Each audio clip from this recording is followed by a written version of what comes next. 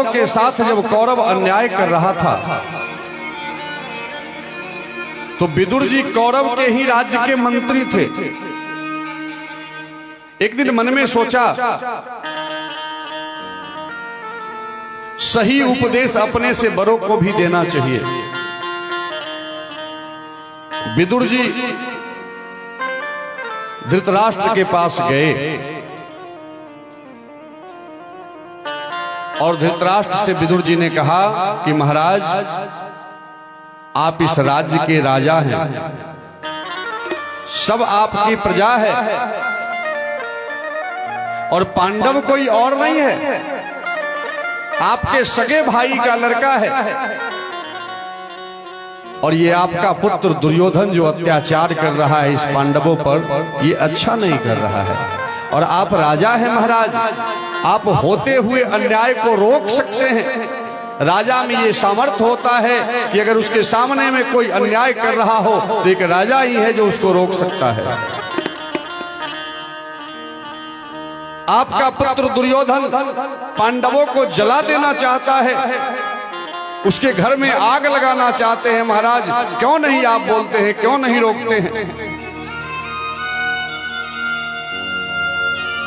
अगर एक गांव को जलाने से, एक गांव का त्याग करने से पूरा नगर अगर सुरक्षित हो जाए तो उस गांव का त्याग कर देना चाहिए। एक घर का त्याग करने से अगर पूरे समाज का कल्याण हो उस घर का भी त्याग कर देना चाहिए। महाराज आपको तो एक पुत्र की बात है। विदुर जी इतना कह ही तो रहे थे, दुर्योधन महल में प्रवेश कर गया। दुर्योधन सुन लिया। दुर्योधन ने कहा कि क्यों रे दासी पुत्र विदुर, मैंने ही तुम्हें पद मंत्री बनाया, अब मेरे ही खिलाफ तुम हमारे पिता को भड़काते हो।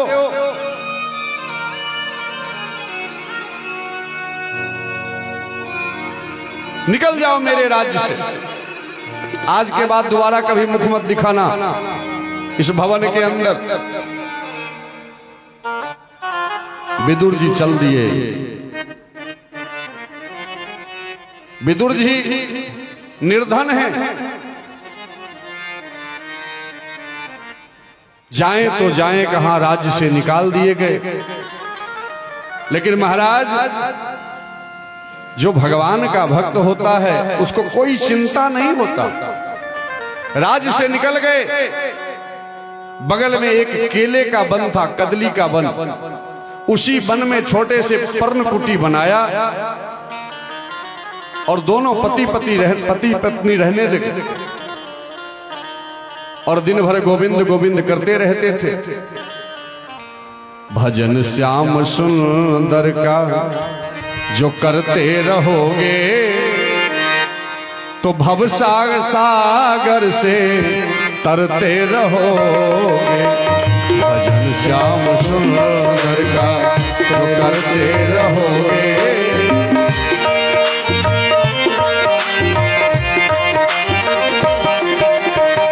भजन श्याम सुंदर का जो करते रहोगे, संसार सागर से तरते रहोगे।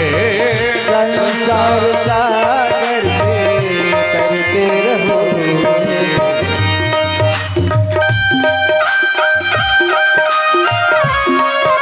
जय जय।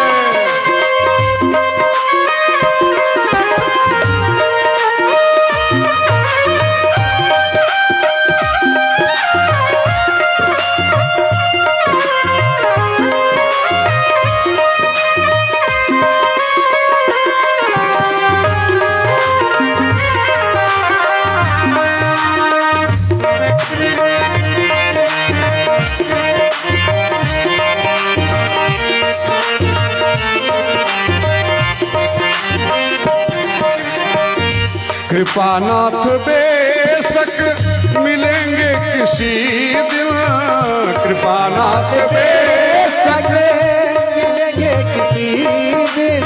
महाराज यूं ही अंतरात्मा से भगवान का भजन करते रहो, एक न एक दिन नंद नंदन श्याम सुंदर की कृपा हम पर बरसेगी। कृपानाथ बेशक मिलेंगे किसी दिन, कृपानाथ बेशक मिलेंगे किसी दिन, जो सत्संग पथ से गुजरते रहोगे, जो सत्संग पथ से गुजरते रहोगे, संसार सागर से करते रहोगे, संसार सागर से करते रहोगे, भजन श्याम सुंदर का जो करते रहोगे, तो संसार सागर से करते रहोगे, संसार सागर से करते रहोगे।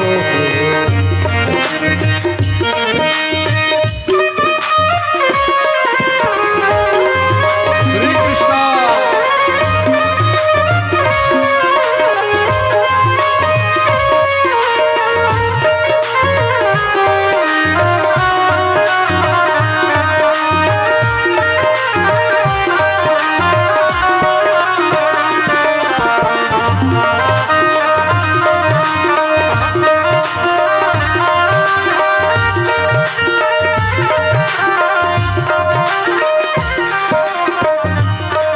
महाराज और भजन करने से क्या मिलेगा? और न होगा कभी कष्ट मन को तुम्हारे, न होगा कभी कष्ट मन को तुम्हारे, जो भगवान के श्री चरण में अपने तन मन को समर्पित कर दिया है उसके जीवन में कभी कष्ट नहीं आ सकता महाराज। न होगा कभी कष्ट मन में तुम्हारे, न होगा कभी कष्ट मन में तुम्हारे, मन में तुम्हारे, जो अपनी बड़ाई से। महाराज इस संसार में जो लोग आपकी बड़ाई आपके सामने में करे तो डरना चाहिए, वो आपका नुकसान करता है। रामचरितमानस में भगवान शंकर ने कहा है कुंभज ऋषि से, कुंभज ऋषि ने कहा मैं प्रभु आपकी कथा सुनाऊंगा, शिव की कथा सुनाऊंगा आपको। भगवान शिव ने कहा अपनी कथा कभी श्रवण नहीं करनी चाहिए, उससे पुण्य का नाश होता है, इसलिए हमें राम कथा सुनाइए। आपकी बड़ाई आपकी कथा अगर कोई आपको सुनाए तो आपके पुण्य को नाश करता है। मुंह पर जो बड़ाई करते रहे उससे डरना चाहिए।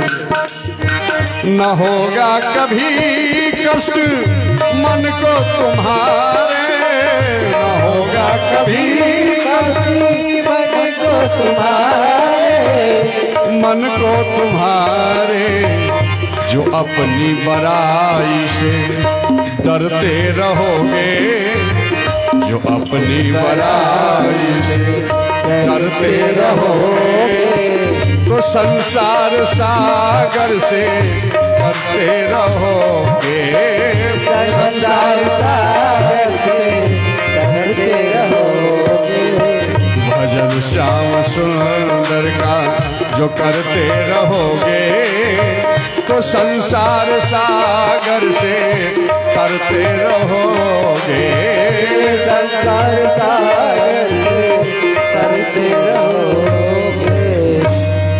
महाराज विदुर जी उसी केले के वन में झोपड़ी में अपने पर्णकुटी में दोनों पति पत्नी बैठ के दिन भर गोविंद गोविंद गाते रहते हैं, कोई चिंता नहीं। एक दिन पता चला द्वारिकाधीश पांडवों के तरफ से शांति दूत बनकर कौरव के यहां आ रहे हैं। विदुर जी को पता चला, आनंद की सीमा नहीं, किसी तरह तो द्वारिकाधीश का दर्शन हो ही जाएगा रास्ते में। चारों तरफ दरबार सज रहे हैं, रास्ते सज रहे हैं, द्वारिकाधीश के आगमन में चारों तरफ दरबारी कर्मचारी खड़े हैं। विदुर जी महाराज एक कोने में रास्ते के किनारे चुपचाप खड़े हैं। विदुरानी ने कहा विदुर जी से, इतने बड़े भीड़ में आप जाओगे, क्या कन्हैया तुमको देखेगा? महाराज विदुर जी ने कहा, हमारे पास 2 आंखें हैं और उस कन्हैया के पास, उस द्वारिकाधीश के पास इतनी आंखें हैं कि हम जमीन के अंदर भी चले जाए तब पर भी दृष्टि पड़ जाएगी द्वारिकाधीश की। एक कोने में खड़े हैं, उधर से रथ पर विराजमान द्वारिकाधीश भगवान आए, चारों तरफ दरबारी कर्मचारी स्वागत में खड़े हैं। भगवान ने किसी को नहीं देखा। विदुर जी पर दृष्टि गई। भगवान ने देखा और विदुर जी को देख के मुस्कुराया, मानो इशारा कर दिया कि आपके पर्णकुटी में पधारूंगा। अब तो आनंद की सीमा नहीं। विदुर जी दौड़ते दौड़ते घर गए, विदुरानी से कहे, तुम नहीं जानती, द्वारिकाधीश ने सबसे पहले हमें देखा और देख के मुस्कुराया। जा रहे हैं दरबार की तरफ। दरबार में तो प्रवेश करने का आदेश नहीं है, लेकिन दरबार के बाहर से ही आज देखते हैं पांडव के भाग्य का क्या होने वाला है। द्वारिकाधीश पधारे। द्वारिकाधीश ने कहा, दुर्योधन, आज मैं तुम्हारे यहां स्वागत पाने के लिए नहीं आया, मैं तुमको समझाने के लिए आया हूं। पांडव कोई और नहीं है, तुम्हारे अपने सगे चाचा के लड़के हैं। उचित अगर देना चाहो तो पांडव का आधा हिस्सा होना चाहिए, लेकिन मैं वो भी नहीं कहता। इतना दे दो जो पांडव का गुजर बसर हो जाए। ये शांति संदेश है। दो न्याय अगर तो आधा दो, पर इसमें भी कोई बाधा हो तो दे दो केवल 5 ग्राम, रखो अपनी धरती तमाम। हम उसी में सुख से खाएंगे, परिजन का असीना उठाएंगे। दुर्योधन वह भी दे न सका, आशीष समाज का ले न सका। और इतना ही नहीं, उल्टे हरि को बांधने चला। इतने क्रोध में आ गया दुर्योधन, भगवान नारायण को ही बांधने चला। भगवान अपने चतुर्भुज स्वरूप में प्रकट हुए। दुर्योधन, मुझे बांधोगे? बांधो। भगवान ने कहा, हमें बांधोगे? अरे दुर्योधन, हम तो शांति समझाने के लिए आए हैं, हमें तो विकराल स्वरूप दिखाई पड़ रहा है युद्ध का। हम नहीं चाहते कि ये युद्ध भूमि, ये रंग भूमि रक्त भूमि बन जाए। इसलिए मैं कहता हूं कि जो शांति का संदेश लेके हम आए हैं उसको स्वीकार करो। हमें बांधने चलते हो। अंत में भगवान ने कहा, ये लो मैं अब जाता हूं, अंतिम संकल्प सुनाता हूं। अब याचना नहीं, अब रण होगा, जीवन जय या की मरण होगा। टकराएंगे भूछत्र निकल। हमारी बात नहीं माने, अब हम चले। इस राज्य में एक भी जल देने वाला नहीं बचेगा। दुर्योधन, मेरे बात का अपमान करते हो, मेरे न्याय को ठुकराते हो। भगवान जब क्रोध में आ गए, धृतराष्ट्र ने क्या किया? दुर्योधन का हाथ पकड़ के खींचा, कहा, मूर्ख, भगवान नारायण को भी नहीं जानता, भगवान नारायण को बांधने चला है, मूर्ख। दुर्योधन ने कहा, भगवान हमें क्षमा करें, क्रोध आ गया था। ये सब बातों को छोड़िए, हमारी मैया आपके लिए 56 प्रकार का भोजन बनाई है, आप चलिए भोजन ग्रहण कीजिए। भगवान ने मुस्कुराते हुए कहा, दुर्योधन बड़ी अच्छी स्वागत करते हो। एक तरफ बांधने चलते हो, दूसरी तरफ भोजन का निमंत्रण देते हो। दुर्योधन में भोजन नहीं कर सकता। क्यों? भोजन 2 ही परिस्थिति में किया जाता है,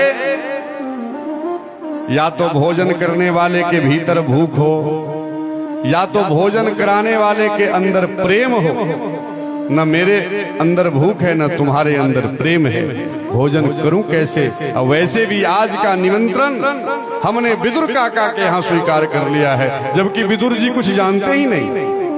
अब तो विदुर जी ने जो ही सुना, विदुर जी दौड़ते हुए गए, विदुरानी से कहे कन्हैया भोजन करने के लिए अपने यहाँ आ रहा है, मेरे पास तो कुछ है नहीं।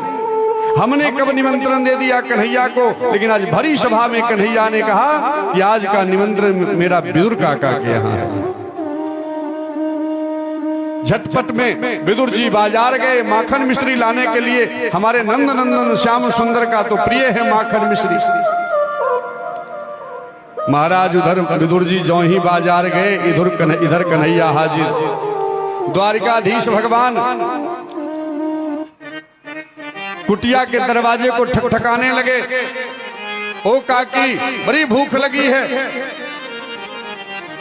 विदुरानी स्नान करने के लिए जा रही थी, आधा वस्त्र पहनी थी आधा नहीं था। झटपट में वस्त्र को लिपट के जो ही विदुरानी गई दरवाजे को खोलने के लिए, सामने में देखती है द्वारिकाधीश भगवान साक्षात पधारे हैं। अब तो आनंद की सीमा नहीं, महाराज अपने आप को खो चुकी है।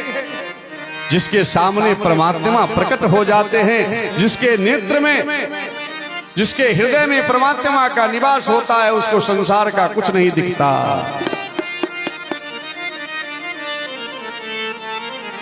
विदुरानी भूल गई कहां बैठाऊं, क्या खिलाऊं, सिर्फ कन्हैया को निहार रही है। कन्हैया ने खुद से एक चारपाई को लिटाया और खुद बैठ गए। काकी, बहुत भूख लगी है मुझे। काकी ने कहा अभी तुम्हारे काका बाजार गए हैं माखन मिश्री लाने के लिए। द्वारिकाधीश ने कहा कि काकी, इतना भूख लगा हुआ है, जब बाजार से आएंगे काका तब तक तो हमारे प्राण ही निकल जाएंगे। जो ही है कुटिया में खिलाओ। कदली का बन था तो कदली कुटिया में रखा हुआ था, पके हुए केले। विदुराइन केले को लाती है एक थाल में, और नेत्र है श्याम सुंदर पर, और केले को छील रही है। हमने तो पहले ही कह दिया, जिसकी दृष्टि नंद नंदन श्याम सुंदर पर चला जाता है, उसको संसार का कुछ दिखाई ही नहीं पड़ता। इतने प्रेम में मोहित हो गई, केले के छिलके को छील तो रही है, लेकिन केले के मूल तत्व को फेंक रही है और भगवान को केले का छिलका खिला रही है। बोलिए कृष्ण कन्हैया लाल की जय, भक्त और भगवान की। और हमारे नंद नंदन श्याम सुंदर प्रेम से खा रहे हैं। दुर्योधन घर मेवा त्यागी, साग विदुर घर खाई, सबसे ऊंची प्रेम सगा। महाराज, दुर्योधन के यहाँ 56 प्रकार के व्यंजनों का त्याग किया हमारे कन्हैया ने, और इधर विदुर जी के यहाँ केले का छिलका खा रहे हैं। उधर से विदुर जी महाराज आए। विदुर जी ने जब दृश्य को देखा, ये विदुराइन केले का छिलका खिला रही है द्वारिकाधीश को। अरे विदुराइन, ये क्या कर रही हो? ये माखन मिश्री लाया, खिलाओ कन्हैया को। झोली से निकाल के माखन मिश्री जो ही सामने में विदुर जी रखे, कन्हैया एक दो बार खाए और कन्हैया ने कहा, हे काका श्री, आपका माखन मिश्री भी बहुत अच्छा है, लेकिन जो स्वाद उस केले के छिलके में था, वो स्वाद इस माखन मिश्री में नहीं है। करुणा निधान रउआ जगत के दाता है, करुणा निधान रउआ जगत के दाता है, श्री भगवान रउआ जगत के दाता है, श्री भगवान रउआ जगत के दाता है। मति के फेर दिहनी, मति के फेर तेर दिहनी विपत के तेर देहनी मती के फेर दिहनी विपति के टेर दिहनी श्री भगवान रउआ जगत के दाता है भगवान रउआ जगत के दाता है करुणा निधान रउआ जगत के दाता है करुणा निधान रउआ जगत के दाता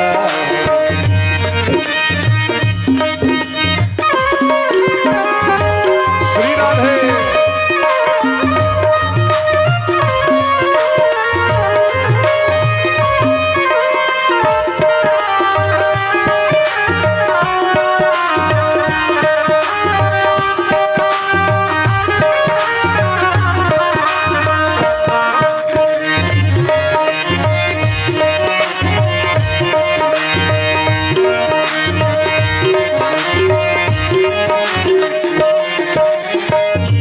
केवट से चरण धोवली केवट से चरण धोवली जटायु जी हृदय लगवली जटायु जी हृदय लगौली केवट से चरण धोवली केवट से चरण धोवली गीधपति हृदय लगवली गीधपति हृदय लगौली जाने जहान रउआ जगत के दाता है जाने जहान रउआ जगत के दाता होए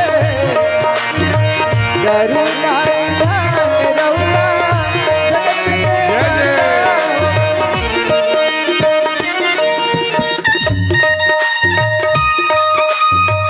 श्री राधे